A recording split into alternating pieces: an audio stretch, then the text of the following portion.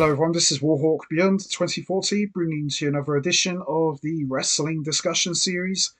And July 18th, 2002 marks 23 years ago that history was made when Vince McMahon announced his daughter Stephanie McMahon as the new general manager for SmackDown. And for today's special edition, I am going to be discussing the success and failures of Stephanie McMahon's SmackDown GM run from July 2002 to October 2003. So, Stephanie McMahon, for most of her existence in the company, was a heel. She initially started out as Daddy's Little Girl, and she would often appear on WWF TV alongside her dad, Vince McMahon, and she would occasionally be featured in a number of segments involving Vince and Shane. And after having turned heel at Armageddon '99, after she turned on her father, Vince McMahon, and sided with Triple H to kick off the McMahon Helmsley era, Stephanie McMahon, alongside her husband, Triple H, ran roughshod over the entire company, making all wrestlers' lives a living hell. And after Triple H returned in January 2002 as a babyface, Triple H and Stephanie McMahon would break up as a couple in February, and this would lead to a feud, War of the Roses type of angle between Triple H and Stephanie McMahon, culminating in Triple H winning the WWF Undisputed World title from Chris Jericho in the main event at WrestleMania 18.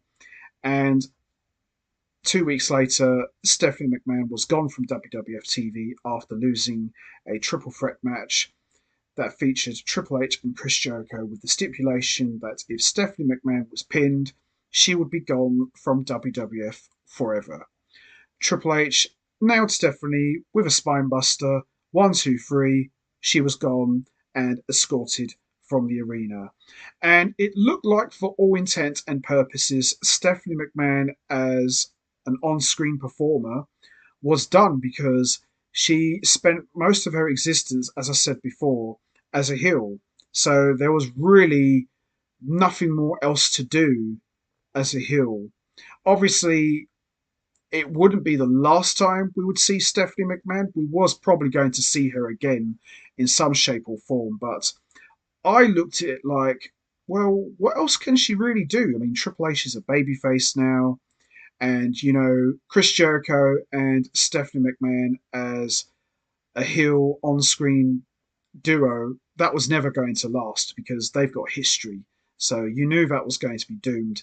So there was really nowhere else for Stephanie McMahon to go. So fast forward to July 2002.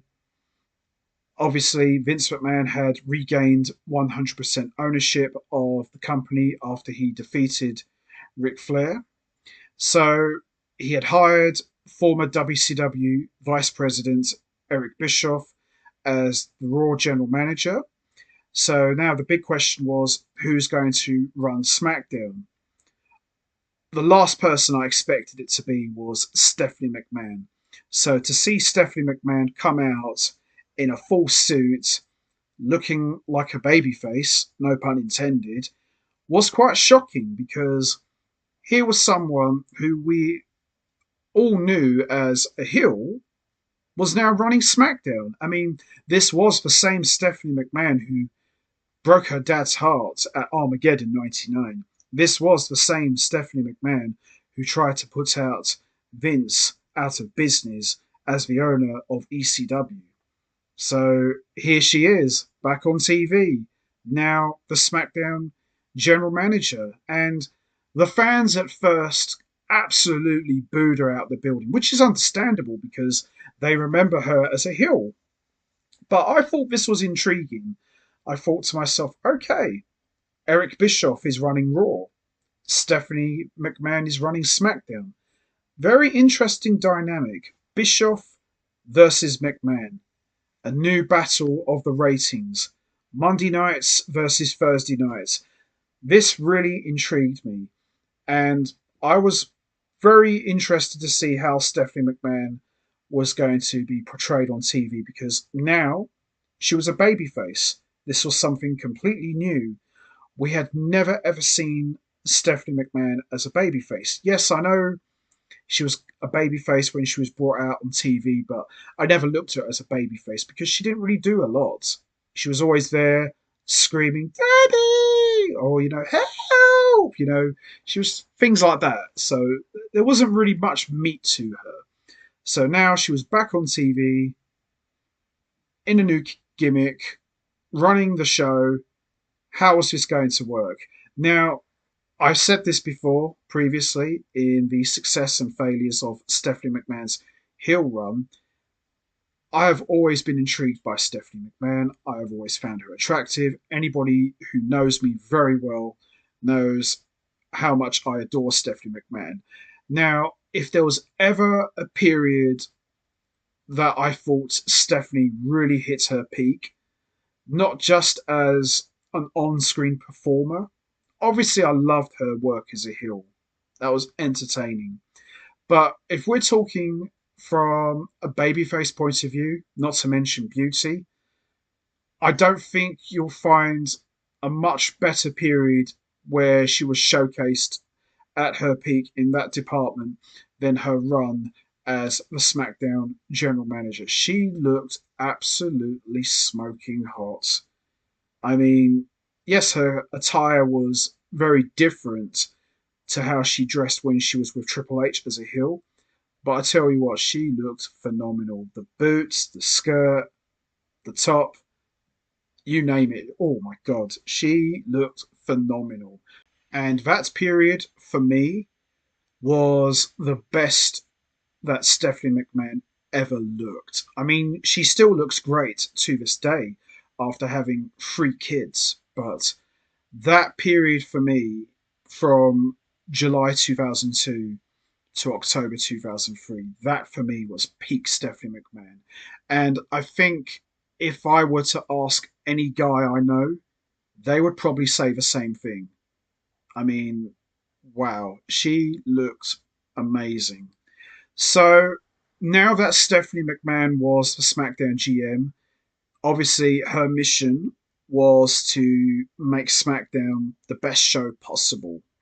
And her first order of business was to keep Triple H on SmackDown. Now, around this time, Triple H was out with an arm injury and he was a free agent. So there was a little storyline going into Vengeance about which show Triple H would sign with. Would he go with Eric Bischoff's Raw or would he stay on SmackDown working for Stephanie McMahon, who was now his ex wife?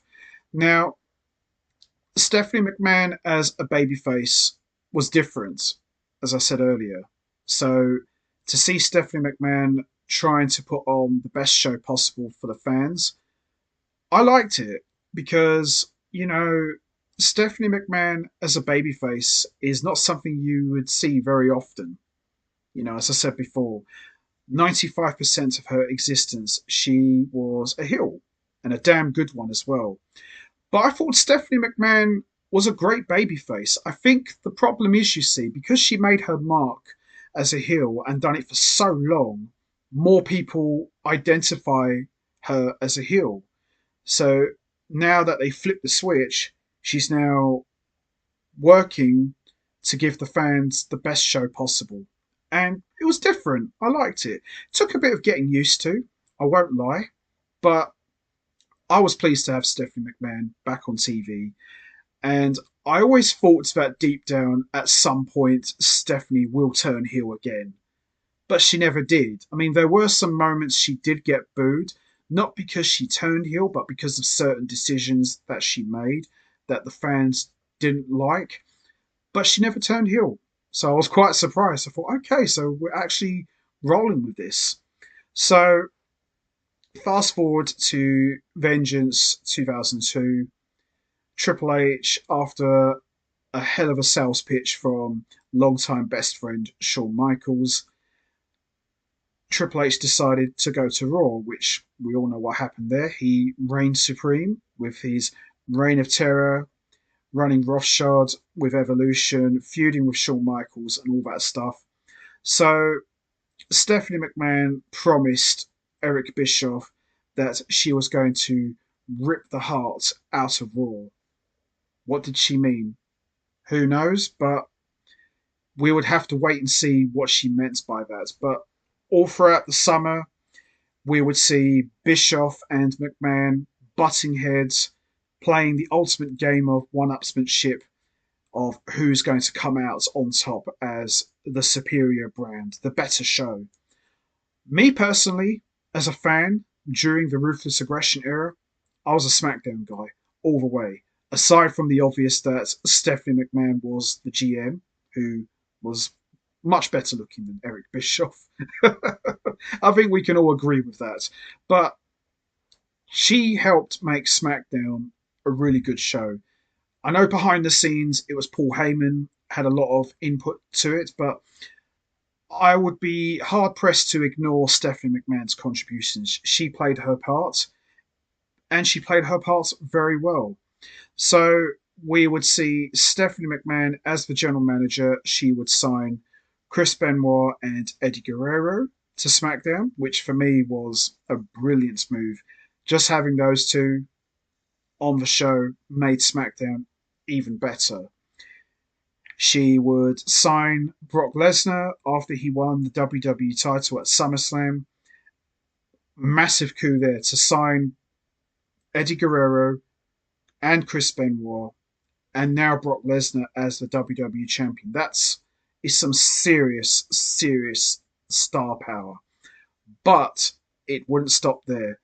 She would sign The Undertaker to SmackDown, and we all know The Undertaker remained on SmackDown for pretty much most of his entire career, especially for that second portion.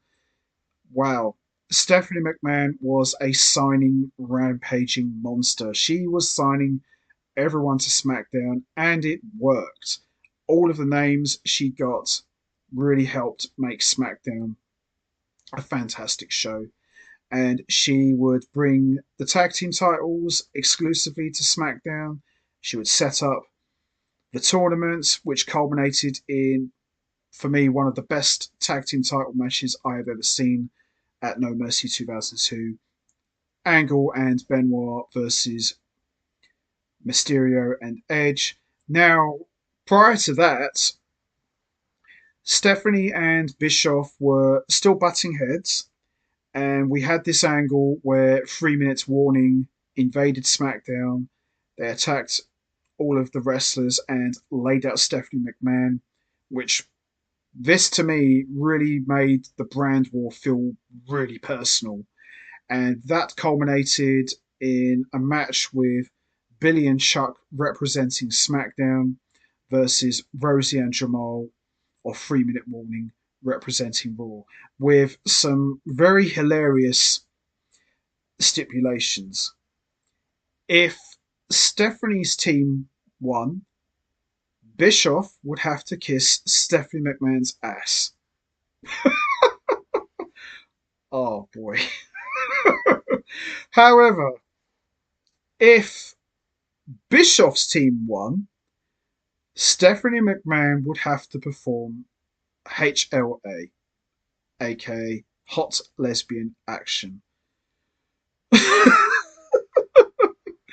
The stipulations in itself just sound ridiculous, but either way, it's all fun. I know Bischoff was like, oh, I don't want to kiss Stephanie McMahon's ass. And you know, as fans, we're like, okay, well, I wouldn't say no to that. I don't think anyone would. But then the idea of seeing Stephanie McMahon performing lesbian action with two hot lesbians, that's appealing as well. So either way, we're all winners. Oh my god, fun times or what? And obviously, Stephanie McMahon would get another one over Bischoff, where Rikishi, who came out dressed in drag, would lay out Eric Bischoff and give him the stink face. Wow. Oh, wow. Fun stuff. But Stephanie McMahon really cemented herself as, you know, the babyface general manager. And I think that was a good dynamic. Eric Bischoff as the heel general manager of Raw, and Stephanie McMahon, the babyface general manager of SmackDown. So it was a good dynamic. And, you know, we've seen general managers butt heads many times, but I've always felt that when Stephanie McMahon was the general manager of SmackDown and she was in conflicts with Eric Bischoff, it just felt a bit more competitive. It felt more personal. It wasn't just a case of good boss versus bad boss, like we saw with other general managers later on. This felt really personal, and I liked that. And Stephanie McMahon, even though she was a babyface now, she was proving to everyone, okay, I'm a babyface now, but just remember my last name. I'm a McMahon. I will do whatever it takes to make sure that I'm at the top, and I don't care what I have to do to get there. So she was always quick to remind everyone, okay, I'm doing this for the fans, but I'm still in charge. Don't forget that. So that was a cool dynamic. And she put on an excellent Hell in a Cell match. She booked The Undertaker versus Brock Lesnar. Yeah, I mean, this wasn't a failure. The Hell in a Cell match at No Mercy 2002 was excellent, but I think Bischoff, I'd have to give him the nod to topping that with the Elimination Chamber. So, I have to give him that. But the Hell in a Cell match was still great. And fast forward to December 2002, Bischoff and Stephanie were trying to sign Scott Steiner to their respective brands. And Steiner was playing mind games with both. He would try to get off with Stephanie, which obviously was unsuccessful. But in the end, Steiner chose to go with Raw, which is a shame, really, because I would have liked to have seen Scott Steiner on SmackDown. I think that would have been quite interesting to see Steiner versus Brock Lesnar, or Steiner versus The Undertaker, Steiner versus Kurt Angle. There was so many different matches, but it wasn't meant to be. So, fast forward to January 2003. Stephanie McMahon would bring back Hulk Hogan after Hogan got taken out by Brock Lesnar in the summer of 2002. And she would bring the United States title back, which I thought was brilliant. That made it as a good counter title to Raw's Intercontinental title. And she was just kicking ass as the general manager of SmackDown. She really was. And Stephanie McMahon just continued to look smoking hot every single week. Her outfits were dynamite, and her beauty and sex appeal was just off the charts. As I said earlier, I think that period for me, Stephanie McMahon really looked her best. Whew, my goodness.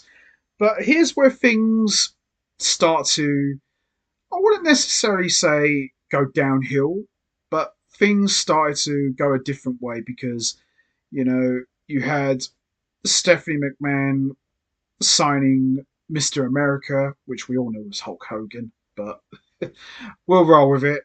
And Vince was coming on TV more, so it was more about the McMahon drama thing again.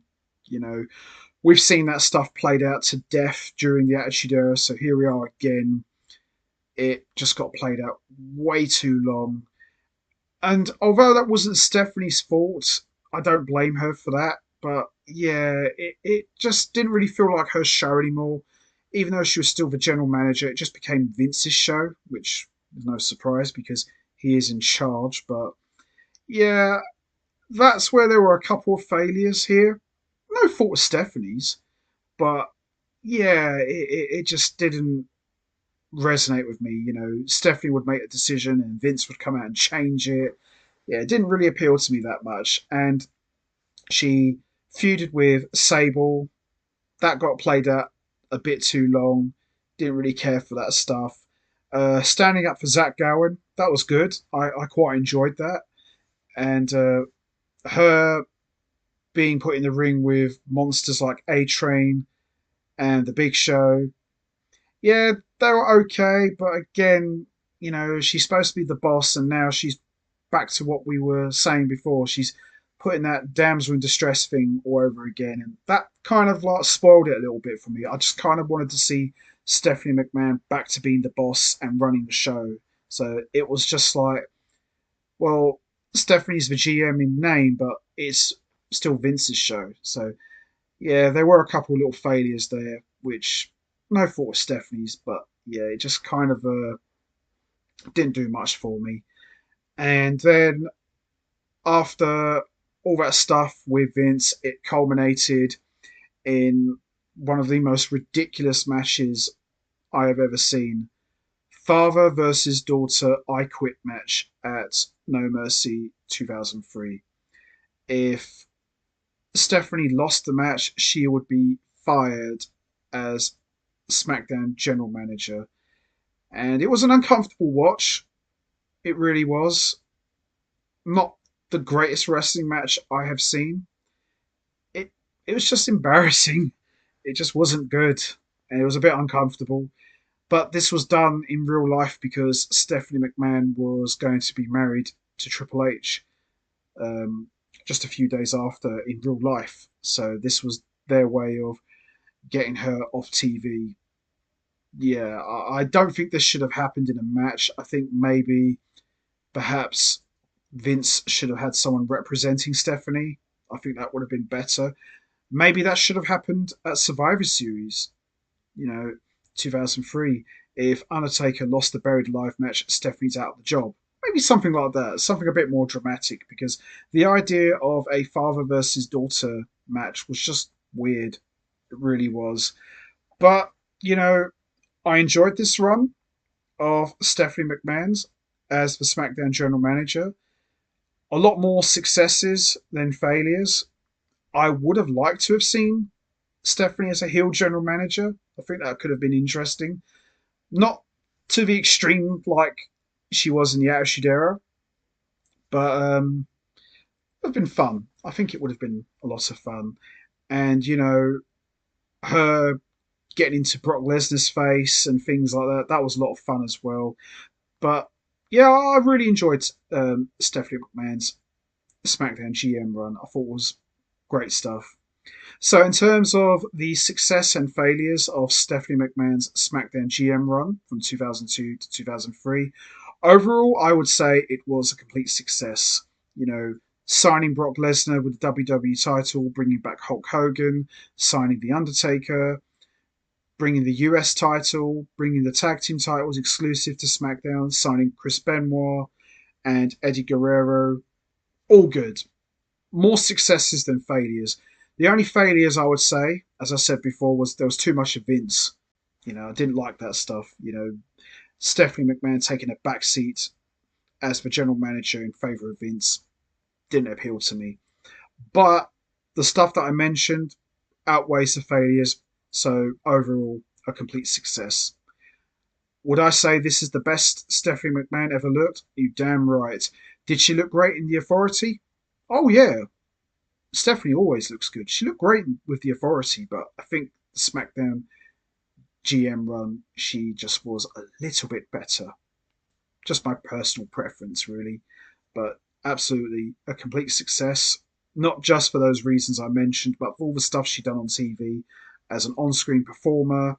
She was fantastic. And it's amazing, if you had said to me at the beginning, Stephanie McMahon would be a babyface, I would have laughed you out of the room. I said, there is no way in hell Stephanie McMahon would be a babyface. She's a heel, that's who she is. But she surprised me. She really did. And some of her best work as a babyface came from that period. And she wouldn't go back to being a babyface after that. So there's something to it. So this was a nice run for over a year. It worked very well. Stephanie works better as a heel, but it's nice to see things got shaken up a little bit and they tried something different and it worked. It really did. Do I think a Stephanie McMahon babyface run could work again? Possibly. I think it could work again, but this was the only run we got with her as a babyface running the show. It was good. I really enjoyed it, and I think this run is a bit underrated. I don't think it gets talked about enough compared to her heel stuff, which of course is legendary. But I think her babyface run during the SmackDown GM's years, I think deserves a bit more love. I think it kind of gets ignored a bit. I think there was some great stuff that came out of that time, and as I said, I absolutely loved it. And well, what more can you say, Reese? Stephanie McMahon looked hot. Woo! Love it. So anyway, that's going to be it from me. I'm going to wrap this up now. What was your thoughts on Stephanie McMahon's SmackDown general manager run from July 2002 to October 2003? Did you enjoy it? Were you surprised that she was chosen to run the show? Do you think she did a good job as GM? Do you think she looked great? Did you like seeing her as a babyface? Was it a bit strange for you? Do you think she worked better as a heel? Would you have liked to have seen her turn heel as the SmackDown general manager? And what was your favourite moment during that time? Did you like it when she brought the US title back? Did you like it when she signed The Undertaker to SmackDown? Did you like it when she signed Brock Lesnar with the WWE title? Or did you like it when she signed Benoit and Guerrero? You know what to do, guys. Hit the like button, hit the subscribe button, leave your thoughts and comments down below. And I will see all of you next time for another edition of the Wrestling Discussion Series. So until then, take care, everybody, and stay safe. And once again, as always, much appreciated. Thanks for listening.